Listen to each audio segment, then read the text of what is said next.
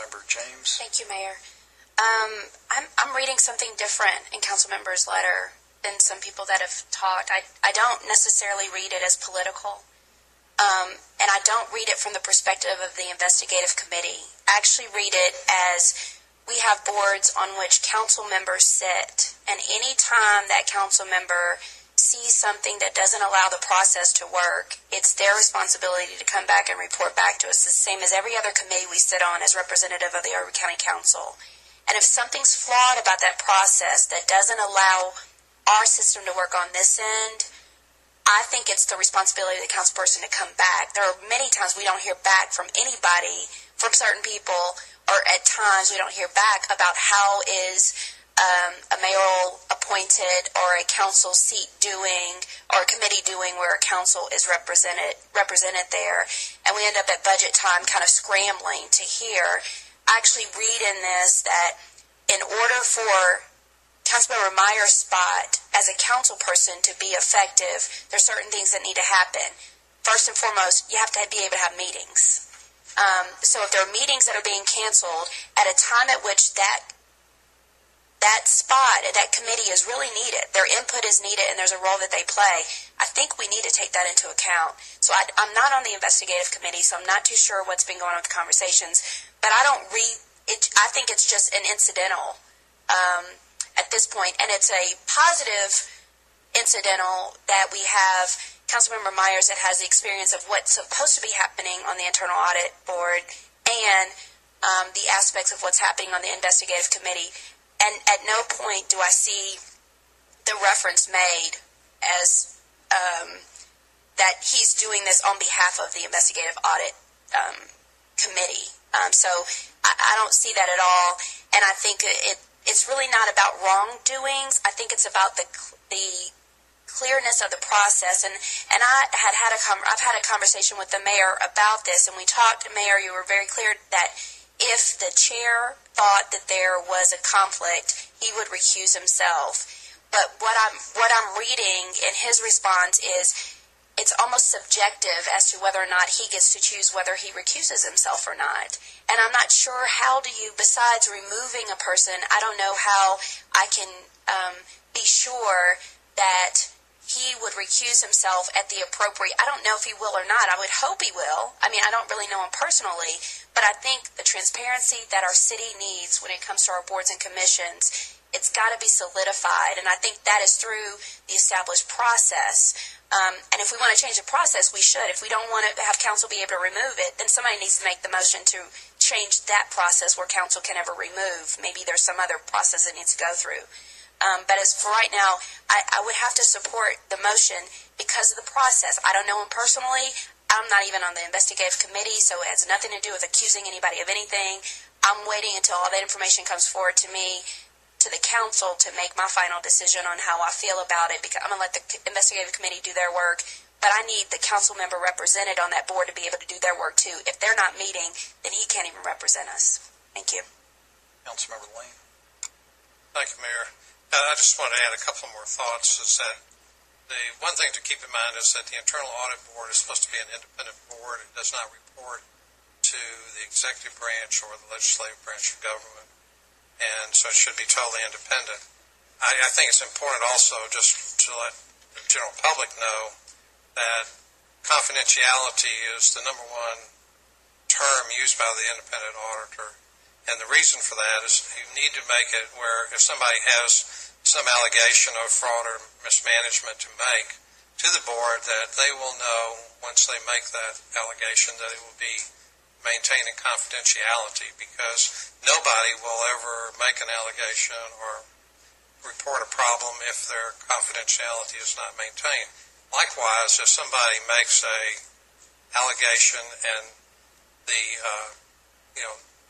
internal auditor is unable to verify if there's any documentation to support that allegation, then that needs to also be maintained in confidentiality also, because if you release that information, then you're impugning the integrity of the person to whom the allegation has been placed against, and they're entitled to some confidentiality. And so that's one of the reasons for the independence of this board. My last thought is that if you had a choice between having the state auditor do the review of this, of the internal audit, external audit, the alleged fraud that was supposed to be perpetrated by somebody in the government, would you rather have them do that audit, or do you want a council committee to do it? The people that work for the state are their professional certified auditors, and unfortunately our council members are not qualified, in my judgment, to do an investigation because that's not their credentials. They're not certified to do that. And I think in order to be fair to everybody, we ought to let the state auditor complete this process before the council takes any action. Thank you. Councilmember Myers. Thank you, Mayor. Councilman James said most of what I wanted to say. I do want to make it clear that this request to the chair of the audit board was done as a member of the audit board and a member of this council, and not as the chair of the Special Investigation Committee. Secondly, this whole issue of confidentiality is out the window because the person in question's name has been circulated in the newspaper and in public meetings for more than a month now. And I think that although it is great that we're having the state auditor come in and take a look at this, there's a reason why in the council rules and in the charter it allows for the council to create such a committee to do the work that this one has been charged with doing. So again, you know, the whole comments about this being political, you know, I sent a letter from me, not that committee, to Mr. Hisle. If he had stepped down, then you guys would have even known that I asked him to. So this isn't, politics has nothing to do with this. If you look at the reasons stated, the reasons I stated here today, I made it clear that I am not accusing Mr. Hisle or Mr. Hisle of any wrongdoing. It's simply the way that the board is operating right now, or he is a chair specifically, the fact that the auditor is operating apparently without supervision, at least from the board which was charged with providing the supervision, and that there is an inherent conflict that I stated before. So it's with that I made the motion. Thank you. Councilmember Beard. Thank you, Mayor. 2 or 3 points. One is the auditor of public accounts, I believe, is the proper title for Crit Llewellyn. Do they actually go into the processes in the situation, or are they just handling the dollars and cents?